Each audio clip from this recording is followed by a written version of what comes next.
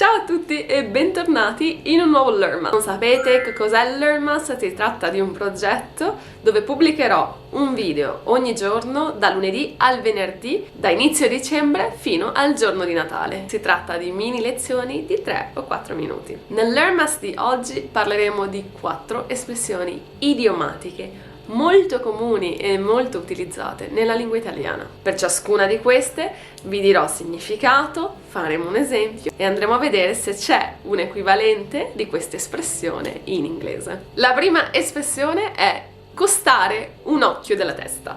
Questa espressione si utilizza quando vogliamo fare riferimento a qualcosa di molto costoso. Con questa espressione l'immagine evocata è di un prezzo così alto che è come se si dovesse pagare con una parte del corpo. Direi che l'equivalente in inglese di questa espressione è to cost an arm and a leg. Anche se la parte del corpo è differente, sempre di parte del corpo stiamo parlando, quindi è un'espressione idiomatica relativamente simile all'inglese. Facciamo un esempio: non posso fare questo master, costa un occhio della testa. Come avrete potuto intuire, la utilizziamo perché vogliamo dire che il prezzo del master è eccessivamente alto. Passiamo alla seconda. La seconda espressione è avere le mani in pasta, che letteralmente significa to have the hands in the dough. Questa espressione si utilizza quando vogliamo parlare di una persona che è coinvolta in molte attività, che è coinvolta in molte situazioni, spesso con una connotazione leggermente negativa. Dico negativa perché normalmente se utilizziamo questa espressione vogliamo dire che questa persona è coinvolta in maniera un po' invadente o magari ha dei secondi fini.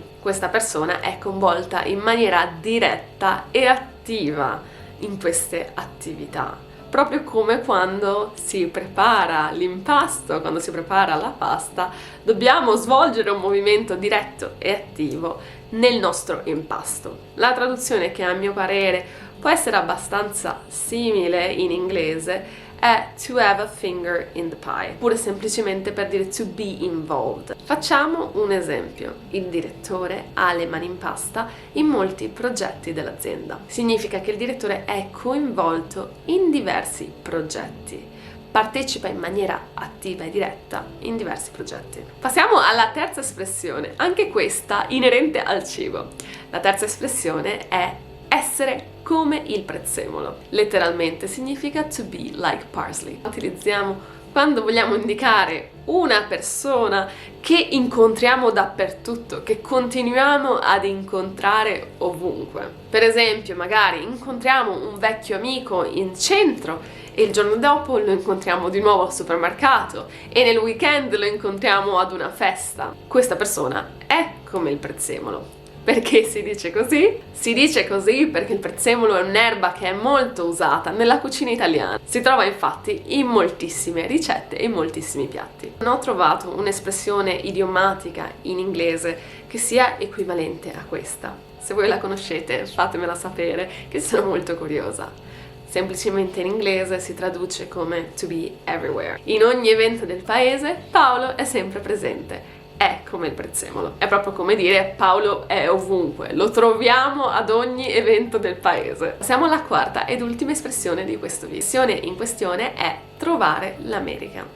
Letteralmente si traduce in to find America. Questa espressione si utilizza quando vogliamo dire che abbiamo trovato una grande opportunità, quando abbiamo realizzato un grande successo. Il tutto molto probabilmente inaspettatamente, senza cercarlo. Si ricollega alla scoperta inaspettata dell'America da parte di Cristoforo Colombo. Ho cercato un po' di traduzioni che possano essere equivalenti a questa espressione e forse le più comuni sono to hit the jackpot o to strike gold, to strike rich. Facciamo una frase di esempio. Anna ha venduto tantissimi prodotti grazie ad un solo video. Ha proprio trovato l'America. In questo caso utilizziamo ha trovato l'America perché Anna probabilmente non si aspettava di vendere così tanti prodotti con un solo video. Abbiamo finito qui con il Learnmas di oggi. Io spero che vi sia piaciuto e spero che vi siate divertiti a scoprire alcune delle tante espressioni idiomatiche italiane. Vi ringrazio tantissimo per aver visto questo video e se il video vi è piaciuto mettete un like ed iscrivetevi al canale e noi ci vediamo nel prossimo Learnmas. A presto!